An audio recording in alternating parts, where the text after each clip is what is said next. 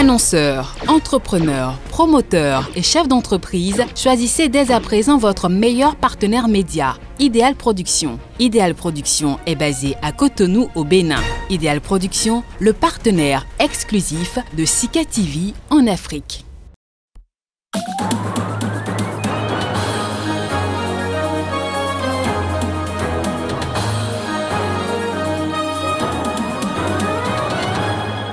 Le canal de Suez est à nouveau navigable.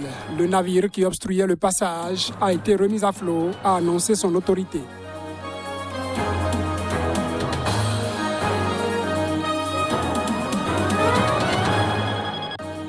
Les jeunes tués jeudi dernier au Mali par une frappe de la force Barkhane sont-ils réellement des djihadistes? Des notables pensent que non.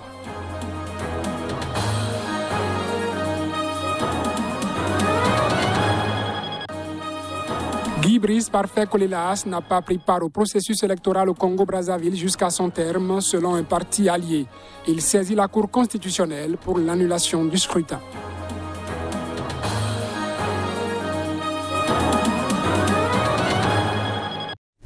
Bonsoir et bienvenue à ce journal, mesdames, messieurs.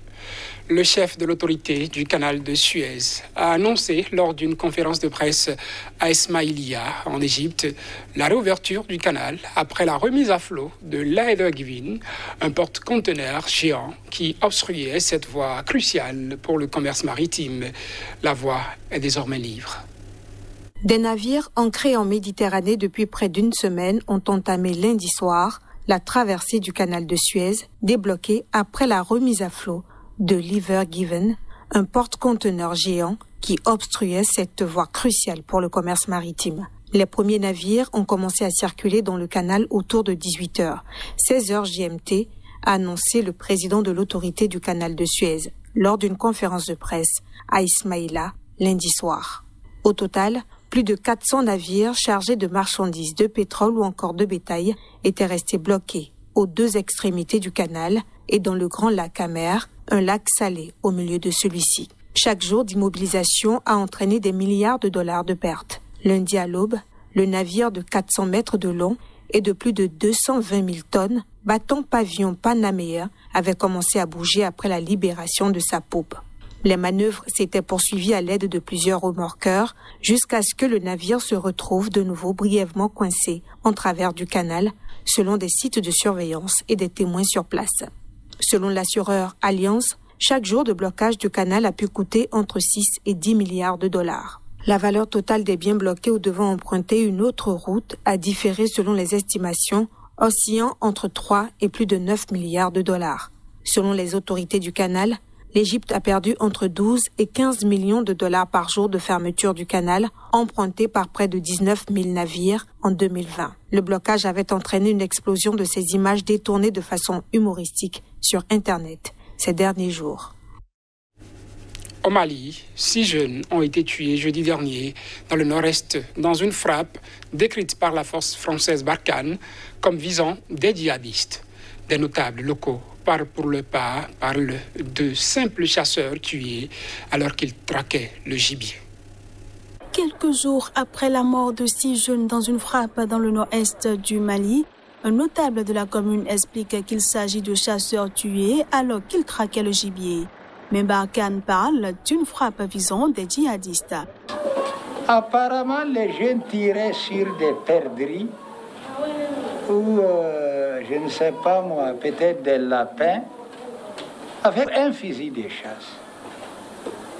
Et pendant qu'ils sont dans ce comportement festif, il y a une frappe aérienne qui vient les écraser, y compris leurs 3 motos.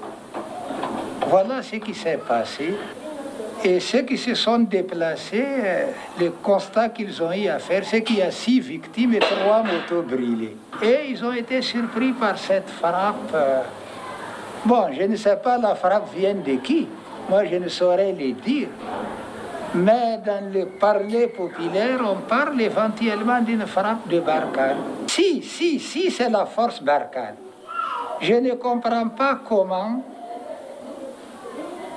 Barkhane ne voit pas 200 motos cantonnées des terroristes et il arrive à déceler 4 bergers. Ça, c'est quand même nous qui sommes les intermédiaires des populations avec l'administration, même avec les groupes armés du champ.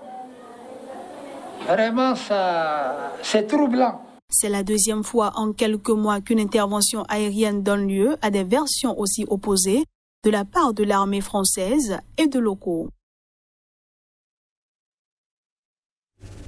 Au Niger, le candidat malheureux Mahaman Ousmane continue de rejeter les résultats du second tour de la présidentielle du 21 février. Ce lundi 29 mars, il a appelé ses partisans à manifester et de façon pacifique. Les détails à travers cet élément. Alors que l'investiture du président nigérien élu Mohamed Bazoum doit se tenir le 2 avril prochain, le candidat malheureux Mahaman Ousmane continue de rejeter les résultats du second tour de la présidentielle du 21 février. Ce lundi, il a annoncé un nouveau recours en justice. Le chef du parti d'opposition RDR Tchandji a également appelé ses partisans à manifester de façon pacifique à partir de ce mardi. La décision de manifester a été prise le week-end aux côtés de ses alliés. Réunis en session extraordinaire, la coalition CAP V21 de Mahaman Ousmane ainsi que les autres formations d'opposition s'en remettent à la mobilisation populaire pour arracher la victoire qu'ils jugent avoir été volée par le parti au pouvoir, le PNDS, et son candidat Mohamed Bazoum, et ce, à l'issue du second tour de la présidentielle. Le 21 février dernier, il y a une semaine dès le lendemain de la validation des résultats électoraux par la Cour constitutionnelle, Mahaman Ousmane avait déjà appelé à marcher pacifiquement, un appel qui n'a pas été suivi car lancé de façon solitaire selon l'entourage du président du RDR Tchandji. Parlant désormais d'une seule voix, le candidat malheureux et ses partenaires espèrent mobiliser dans toutes les villes du pays. Les alliés exigent également la libération de leurs prisonniers, dont la figure de l'opposition, Hama Amadou. Au Congo-Brazzaville, à présent, le Rassemblement pour la démocratie et le développement RDD, parti allié qui a battu campagne pour le regretté opposant Guy Brice Parfait Kolilas, a déposé lundi un recours auprès de la Cour constitutionnelle en annulation du scrutin présidentiel du 21 mars. Les résultats provisoires donnent vainqueur le président Denis Sassou Nguesso, qui cumule 26 ans à la tête du pays. Le recours en annulation du scrutin du 21 mars au Congo-Brazzaville, déposé par le camp de l'opposant décédé, Guy Brice Parfait Kolela, a été réceptionné par la Cour constitutionnelle. Le dirigeant du parti Rassemblement pour la démocratie et le développement, à l'initiative du recours, affirme que l'élection doit être annulée parce que son partenaire, le regretté candidat Guy Brice Parfait Kolela, n'a pas pris part au processus jusqu'au bout. Le leader du RDD s'appuie notamment sur l'article 70 de la Constitution. Ce dernier stipule que si avant le premier tour, un des candidats décède ou se retrouve définitivement empêché, la Cour constitutionnelle prononce le report de l'élection. Il avance que le candidat Guy Brice Parfait Kolela n'a pas pu venir au meeting de clôture du 19 mars à 2 jours du vote et conclut qu'il a donc été empêché. Jean-Jacques Serge Inyombi Opango fonde sa demande également sur les conditions d'organisation du scrutin. Avant lui, le candidat Mathias Nzon a également déposé un recours, tandis que le benjamin des candidats, Dave Mafula, 38 ans, a pris acte des résultats provisoires. Du Congo-Brazzaville à la République démocratique du Congo, un dialogue s'est ouvert ce lundi à Kinshasa entre les communautés en conflit dans l'est du pays. Ces travaux, co-animés par le chef de la maison civile du président Félix Tshisekedi, sont pilotés par le gouvernement central en collaboration avec l'organisation non gouvernementale Interpeace, spécialisée dans le règlement des conflits. Les autorités congolaises ont invité des Congolais Tutsis aux lointaines origines rwandaises et d'autres communautés congolaises à un dialogue sincère pour mettre fin aux conflits qui les opposent dans la région des hauts plateaux du sud Kivu dans l'est du pays. Plusieurs tentatives de dialogue pour essayer de mettre un terme au conflit dans les hauts plateaux ont échoué. Pour ce nouvel essai, Modeste Bahati Lukwebo, le président du Sénat et originaire de la province du Sud Kivu, a appelé à plus de sincérité. Entre février 2019 et juin 2020, 128 personnes ont été tuées lors d'affrontements entre milices Bania Mulenge, les Congolais Tutsis et milices d'autres communautés, d'après le Bureau conjoint des Nations Unies aux droits de l'homme. Les violences ont déplacé 110 000 civils. Fin septembre, ce conflit a pris une dimension politique avec la tentative d'octroyer définitivement à la localité de Minamboué le statut d'une commune à part entière avec à sa tête un bourgmestre issu de la communauté Bania Mulenge. Cette décision, finalement annulée par le président Félix Tshisekedi, avait enflammé toute la RDC contre la balkanisation supposée de l'Est du pays sur fond de fortes suspicions anti-rwandaises. En Somalie, au moins 4 personnes ont été tuées et plusieurs autres blessées ce lundi par l'explosion d'une bombe dans une rue de la capitale somalienne Mogadiscio. C'est ce qu'ont annoncé un responsable local et des témoins. Reportage. L'explosion d'une bombe dans une rue de la capitale somalienne Mogadiscio a fait au moins 4 morts et plusieurs blessés ce lundi.